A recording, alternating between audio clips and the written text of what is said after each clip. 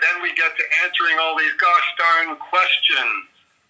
Maybe you people can send us answers and we can give questions, Jeopardy style. I'll take potpourri for 1,000, Alex.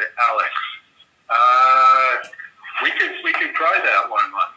You send us answers and we'll come up with questions that match it. First up is the next question from Adam J. Elkhadem, creator of Octave the Artist, that you, Dave, have, and me, Matt, can only guess at. Is it bigger than a bread box? Conceptually, you could probably make a persuasive case for that. The question, where does it come up with the next question here? This continues on from as a mere flat stylized cartoonist, I tend to struggle with creating believable areas for my characters to walk through. Where did you learn to compose these very atmospheric castle corridors and things? He goes on going, I've built a few models, but excuse me, but I don't think this is how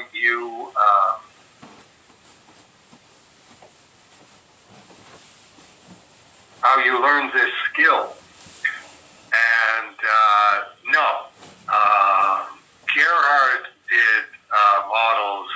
He did a model for the Melmoth Street in the Melmoth storyline, and also did the barge in Going Home. But even he had a limited appetite for models. I think because we're talking, Adam, about your new graphic novel, which I have no idea about. It would be one of those situations where if you were going to do that,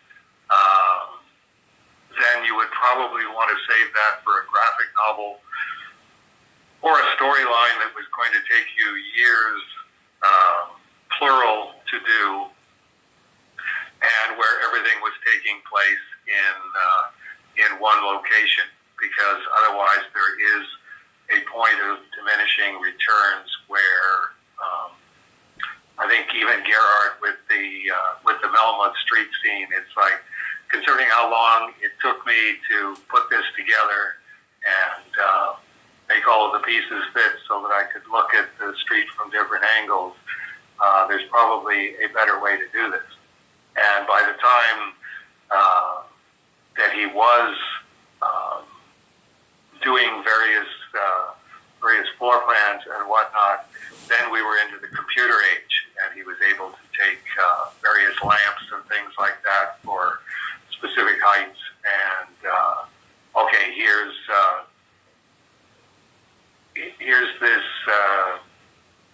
floor plan in 3 dimensions inside the computer, so that I can turn it around and then print it out from specific angles.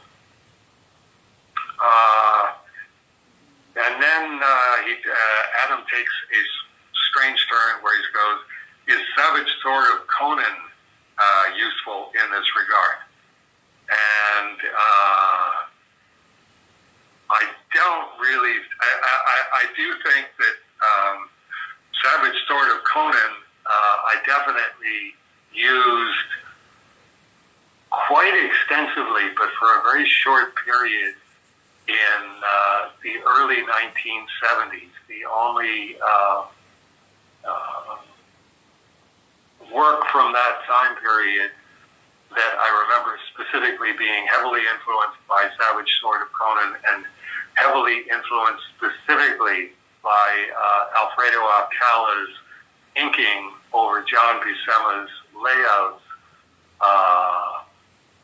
was the Pickman portrait storyline, which was, as far as we're able to determine, was about 10 pages long. I had the last page in the Cerebus archive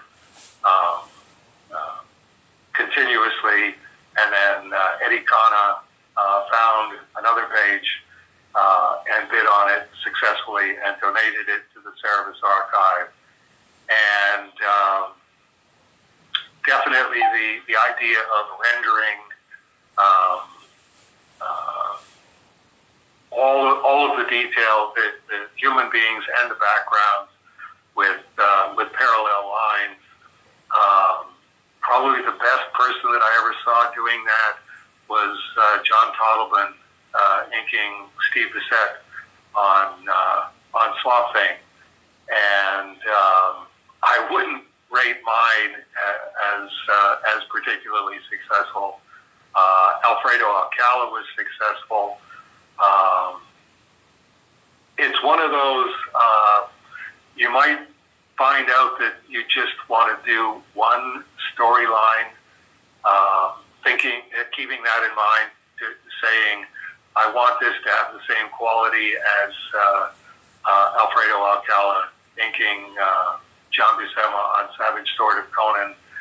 If you're going to do that, then I would definitely recommend finding a black and white version of Swamp Thing and looking at John Toddleman's inks, because for that specific look, illustration look,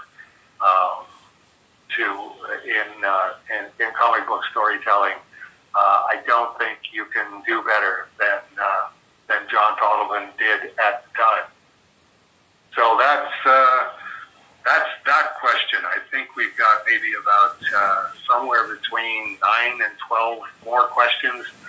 So Adam will be with us for a while. Okay.